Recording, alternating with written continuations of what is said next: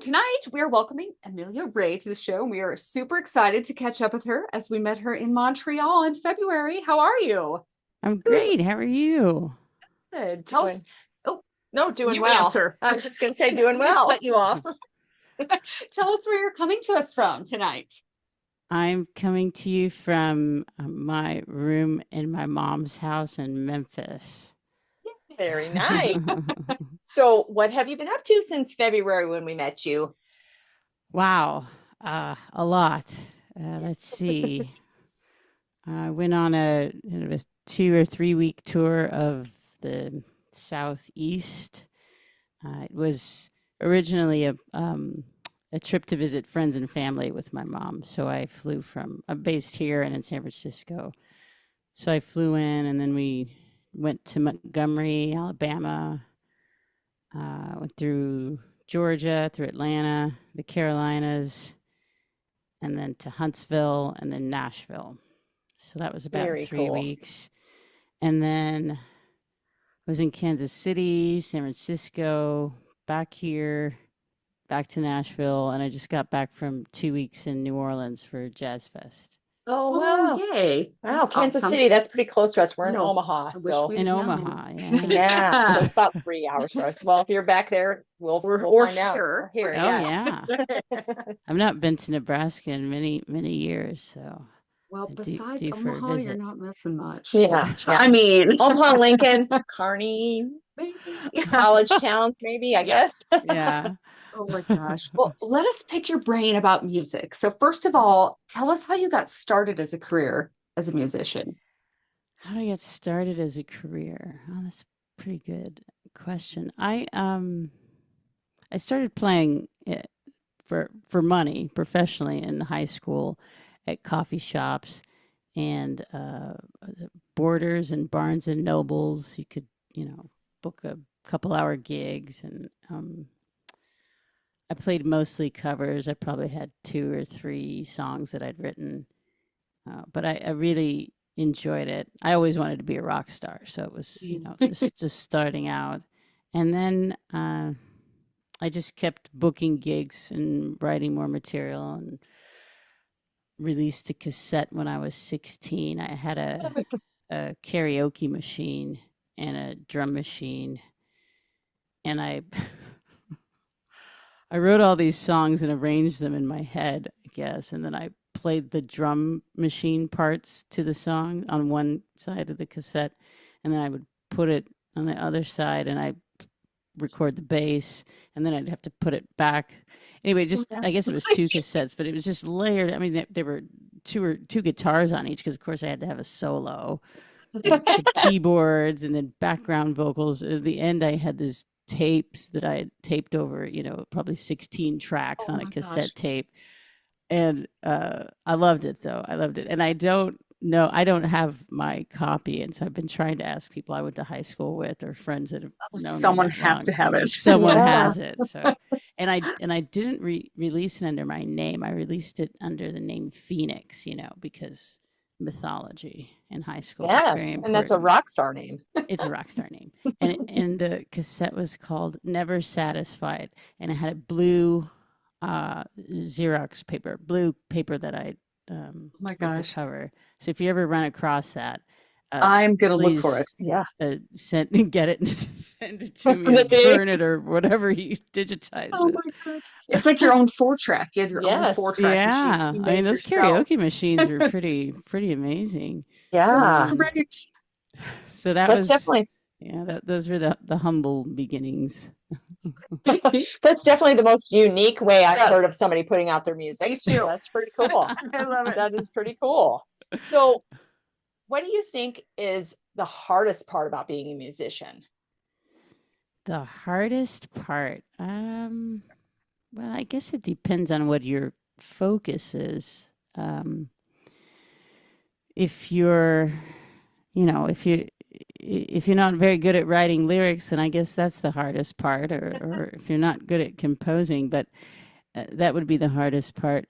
But I suppose in today's independent musician, or not even just for musicians, but our sort of consumer as employee market where you're meant to pay for subscriptions to everything and then do the work yourself.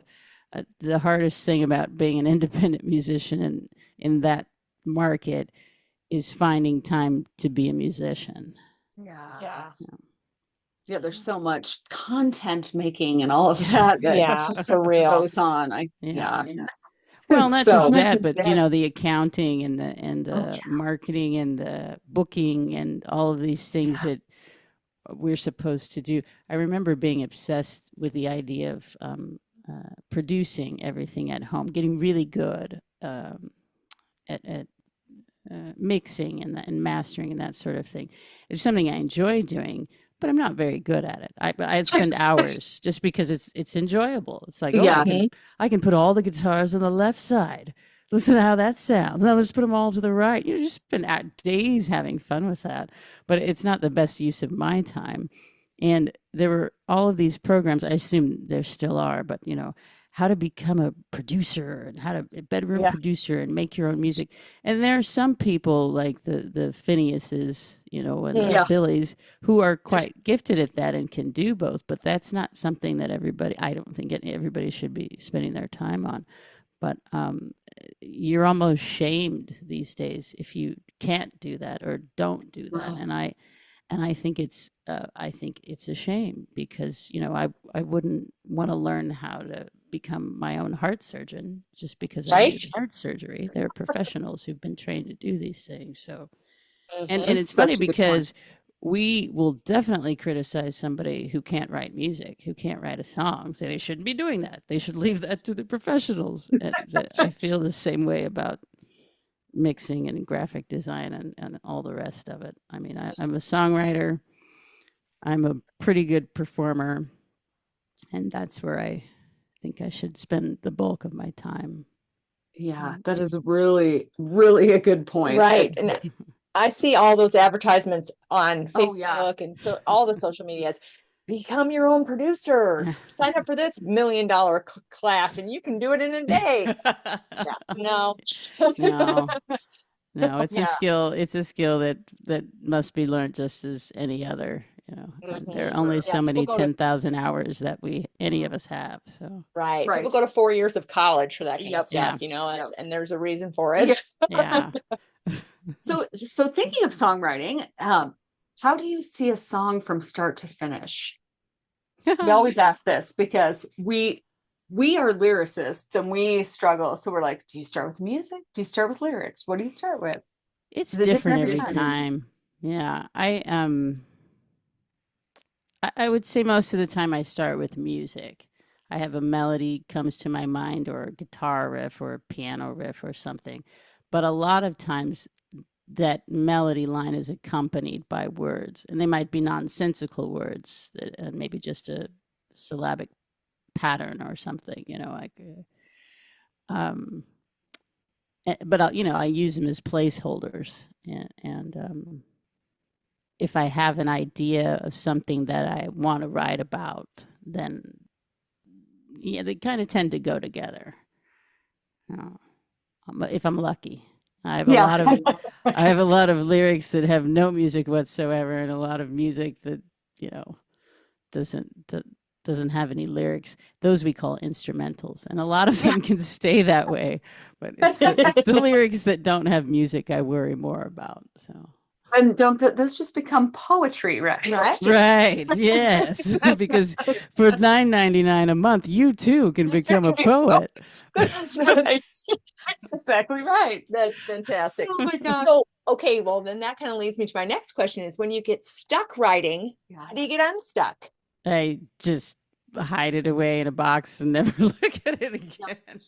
No, I in the past year or so, I've started co-writing, which is it always seemed very daunting to me to write with someone else.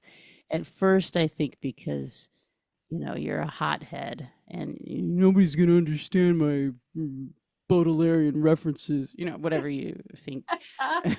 And then, of course, you become insecure and you think, I can't show my process with anyone. They'll laugh at me,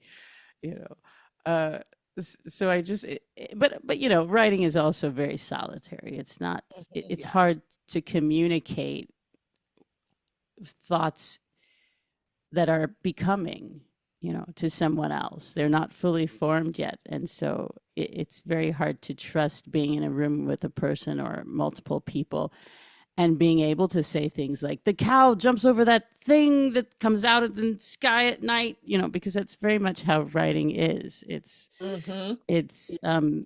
physical and emotional. It's not pretty at all when, you know. But in the last year or so, I've started doing it, and I found that most people feel exactly the same way about it that I do. We are equal parts hot-headed and insecure, so it tends to work out fine, and people are compassionate and patient. And it's a lot of fun. Just, you know, things that come easy to you don't come easy to other people, and vice versa. So being in a room with someone who can finish your thoughts, or several people, you know, it's really magical. So I don't get as frustrated, and I don't hide them away anymore. I just put them in a pile. It's for the when working with others pile. I love it. Like we always ask people, is it okay to abandon a song? But it sounds like you just keep them for later. Well, I mean, you know, there are hundreds that I won't be able to get to in my lifetime. But I wouldn't think of it as abandoning it. It's just, you know, maybe its time is not with you right now. Maybe it will be 200 years from now. It will find someone else who's a hot-headed, insecure little songwriter. I love it. Oh, that's fantastic. I love that. Okay, so right now, what are you working on? What's next for you? Or what's coming up, I guess? I am releasing a single next month in June, and it's been a long time since I've released anything, partly because I'm so afraid of doing things wrong. Well, for many years, as I've already admitted, I had some very rogue recording techniques. And so my first few albums were not the best sound quality, and it really scarred me. And so then I wanted everything to be perfect, but I always didn't have the budget for perfect. So I just kind of sit on my hands. And now I have more funding, so I'm able to, you know, make better sounding, better quality music. But I'm also conducting an experiment. So I did things for 30 years, just, you know, breaking the rules. I was very on my own and very independent. And I finally decided, you know, it's fine to break the rules and be a maverick and all of that sort of thing. But I thought I might learn which rules it was that I was breaking. So I've kind of gone back, and I've gone to a lot of conferences and studied a lot about, you know, proper processes for releases and recording and just to know. So I'm enjoying sort of taking notes. It's like I'm putting myself through independent musicians school or song release school, and I like it, and I like now when I make mistakes, I don't get really frustrated. I'm like, oh, well, I feel like I'm a scientist in a lab. You know, when you're mixing things, you say, well, that didn't quite work. Let's try this next time. So that was a really long response, and I don't think I've even answered the question. I have a new single coming up. Yay! It's called Pretending to Read. And the recording of this single is, it's guitar and vocals, but I'm focusing a lot on the release because I'm kind of fascinated with this idea of physical merchandise that accompanies releases, as people don't buy physical albums and CDs as much anymore. Yeah. So kind of creating a world around a release. And I have an album that's coming out that I've been working on for almost 20 years, and I've got quite the world built around that. I love it. But I thought about trying to applying this idea to just one song. So I've been having a really fun time building this world around the single that's coming out. And it's called, the song is called Pretending to Read. And this is one that came to me with a melody and just that line. So I got this little melody in my head, do, do, do, do, do, do. And I just sort of hummed that to myself for a few times. And then all of a sudden, I'm pretending to read came out. And I thought, that's weird. Why are you pretending to read instead of not reading, ma'am? And I sat down and I thought, well, now, why would I be pretending to read instead of not reading? And then I remembered that a few days before I had actually been pretending to read because I was on the subway and I didn't want anybody to talk to me. So, you pull out something and you. I totally understand that. So the song, that's how the song was born. And it almost wrote itself. It was pretty. So I'm excited about that and the whole world around it and see, testing this experiment. I've also got a big summer coming up, a lot of shows touring the Midwest and Canada and the Northeast. That'll be July, August into September. And then some conferences. I'll be going to Bulgaria. Oh, wow. To a music conference there that I attended a couple of years ago. And been working a lot with developing conversations around financial confidence, because part of my training or what I've been learning in the past couple of years since I left my apartment. I used to live in Finland for 4 years, and one day I woke up and I said, if I want to be a rock star, I've got to go out into the world and study it. So I'm about 1.5 years into that journey, my walkabout, I call it.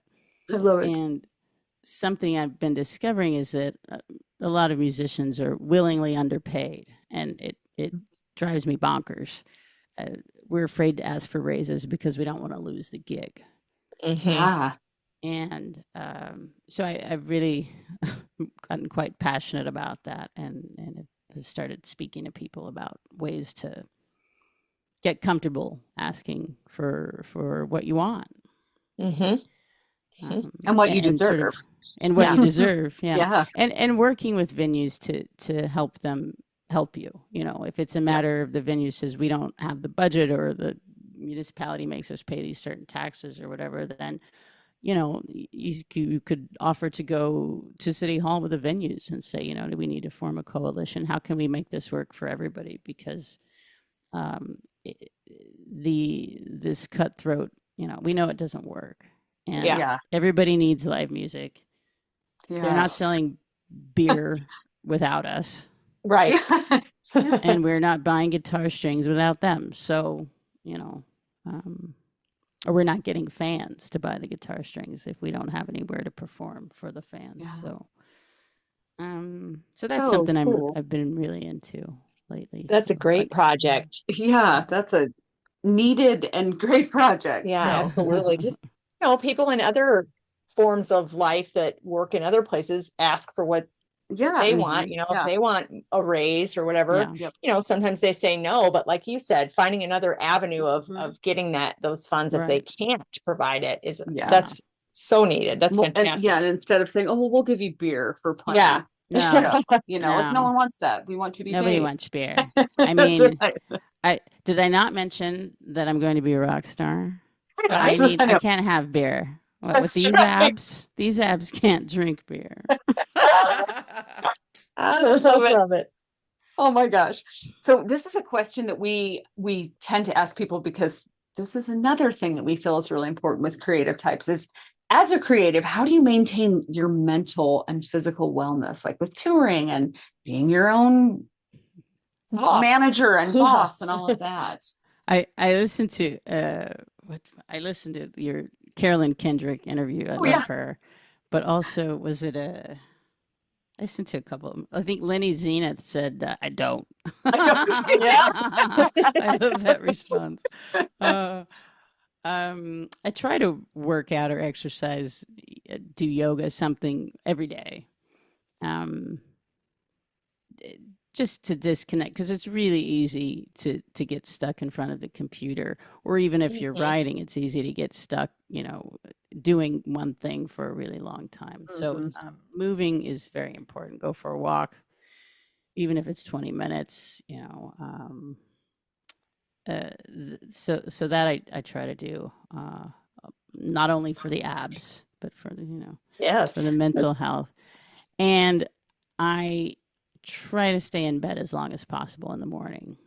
I love it. I have when I wake up, my brain is racing, and I used to just jump out of bed and start the day and go, go, go, go, go, go. Yeah. And I would burn out very quick, after lunch, I'm done. And then I'm beating myself up for the rest of the afternoon because I don't have energy to carry on. So I try to read. I'm into the Duolingo now, so I do that in the morning. Me too. What are you learning? Which languages? Italian and Hebrew. Oh, nice. I'm doing Spanish, French, and piano for music. I'm trying to be better about knowing the notes. And yeah. But yeah, I like it. Just anything that keeps me still, because my brain is going to race no matter what. But I like reading. I'll get up, make some coffee, and read, and get back in bed and read, and even if it's just half an hour, and do a lot of breathing, exercising, and meditating throughout the day. I try to do it when I'm switching from one activity to another, because we don't realize a lot of times that we're holding our breath, or our muscles are tense because we've been in the same position, or we're doing one thing which might be pleasant, but our brain is thinking about something else that isn't. And so I try to just take little rest, throughout the day. Great. I tell you, to stay in bed longer, you need to get a lazy dog. No way. Where'd you find a lazy dog? Every dog I had wanted to go. He would stay in bed the entire day if you would let him. We will get up, and 2 hours later, he'll still be in bed. And you're like, what are you doing? Once he finally gets up, he's crazy, but he would stay in bed the entire day. Oh my gosh. Wow. All right. Okay. I'll check that out. Yes. Okay. When you're not doing music, where would we find you? In front of the Netflix. Yeah. Any good shows? It doesn't matter. I mean, I do watch some shows. I'm more into movies, though. My idea of vacation is watching 5 or 6 films a day. That's like my dream do nothing day. And I get really upset during film number 5 when I start to get sleepy.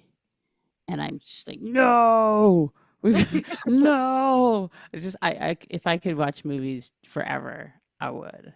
Yeah, my husband and I are big moviegoers. We actually went last night because Tuesdays are the cheap night here. You can go for $6. So that's cheap. Yeah. See, and my dream vacation would be to sit with a cup of coffee or endless coffee and just read. Just sit in bed and read. That's a perfect day. I could do that too in between films, but it's gotta be. There's something about the combination of the visual and the audio and the colors and the lights and I'm big into cinema, so love it. Yes, that you can kind of get lost in it. Yes. Yeah. Okay, we're gonna ask you our big 4. Big four. Gonna mute because I gotta ask. Oh, you gotta ask the question first. All right, my little puppy is going nuts. So the question number 1 is, what is your first gig and your favorite gig so far? My first gig ever. Well, you mean before the bookstore ones? I mean, whatever you count as your first official gig. First official gig. Probably singing a solo at church. There are pictures, so it happened. That's right. And what was it? Favorite gig? Favorite, yes. So far, anyway. I played. I was playing this festival somewhere in Slovakia many years ago, and hours before I went on, this man came up to me and he said, "You're gonna play. You play." I don't know. His English wasn't very good, but we I was like, what do you want? What do you want? And he was able to communicate that he loved the song Tutti Frutti, and he was requesting that I play Tutti Frutti when I got on stage. I thought it was the weirdest thing ever. And I just said, okay, sure. And I just forgot about it. And so I got on stage and I did my set of my songs. Yeah. And then then there was some, bring all the musicians out and we do some jam. It goes on forever and ever and the same chord and stuff. And then they were like, looked at me and say, take a solo or something, And I thought, oh, Tutti Frutti. So I went up to the microphone, and there are thousands of people. This is an outdoor festival. They're just people as far as the eye can see. And I go up to the microphone, and I start singing Tutti Frutti, and I see him. It's out in the sea of people. This man is jumping up and down and screaming, Tutti Frutti, at the top of his lungs. I'll never forget that. I just make somebody so happy singing Little Richard. That is fantastic. I love it. Okay, if you had to pick, who would you say are your influences? You can say your top 3, or I know it's hard to narrow down. It is hard to narrow down. David Bowie, Jonathan Brooke.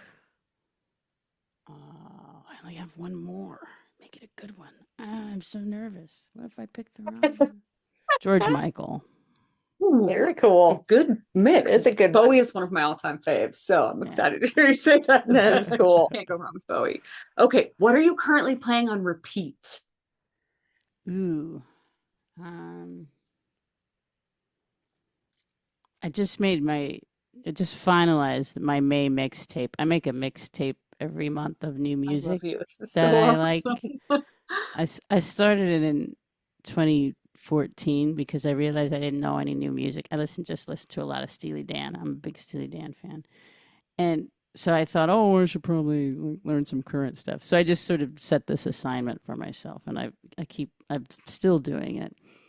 So I'm trying to think of the album that was. Is it an actual tape or like do you do a playlist?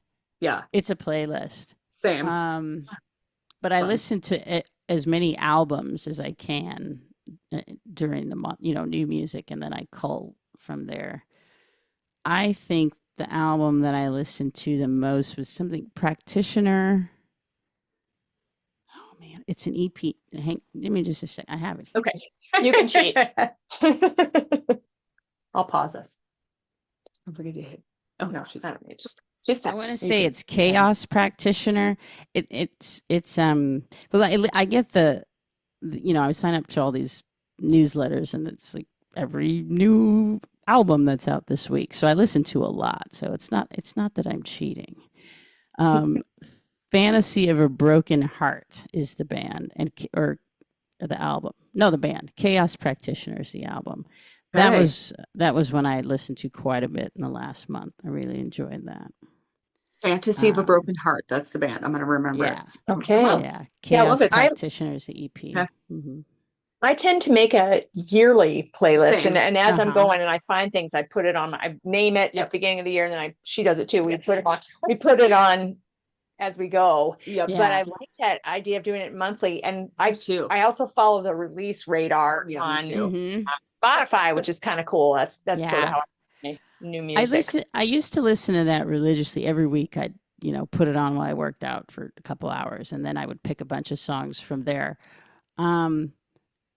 The problem with it is that, well, not with it, but that a lot of acts release a single every week from their album. Yeah. And I don't like to consume music that way. I want to hear the entire album. The album front to back. As a unit. Yep. So I don't listen to it too much anymore. I just have, I follow Pitchfork, and then there's a Paste. I follow. Paste I haven't done in a while. That'd be a good one. I have Vince Hans has a new music release newsletter that he sends out every Friday.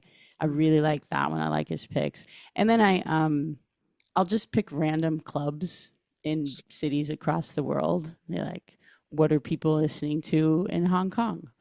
And because if you sign up for the club newsletter, then they tell you the acts that are coming to town. Oh, cool. So you can pick any city in the world, and then you just find all this music you would never have heard about. So smart. I love this. Such a neat way to consume music. I love that too. And I mean, nothing against Spotify, but it's the algorithm, it's going to play you what it Yeah. makes you want to hear. And I'm like, Yeah. how about the other Well, and things? what So, people pay, it's not, yeah. it's not just that Yeah. it's the algorithm. It's that Yeah. it's the same as the radio. People pay Yep. to be on there, be top. Yep. So. Yep. So I'm gonna follow your plan, and I'm gonna do these things. That's great. I like that too. Okay, so what advice Yes. would you give new musicians and or songwriters? New musicians and or songwriters. Don't work in a vacuum. That's good. Yeah, I think that's then you can make your own decisions and mistakes and after that. But yeah, it's an isolating job, but it doesn't have to be. So Love it. Okay, it's time for your shameless plug. Where can we find your music? What social media? Are you on Bandcamp, Patreon, websites, all Did that? somebody say Patreon? Patreon. Did we mention Patreon? AmeliaRay.net or .com. I bought them both in the 90s. So then whatever you like to do, you can find from there, whether it's Bandcamp or Spotify or Instagram or whatever. I try to make it. I think I'm on most everything except TikTok and Twitter. I never really use them. So, yeah. So, but anyway, go to ameliaray.net. That's the easiest and best way. Sign up for the mailing list. Then you won't miss anything. And if you think I'm superbly funny and want to know everything about me first, go to patreon.com. Oh my gosh. / Amelia Ray, who can't tell her left from her right. In reverse. Hard on camera. It is hard on camera. Very hard on camera. Oh my God.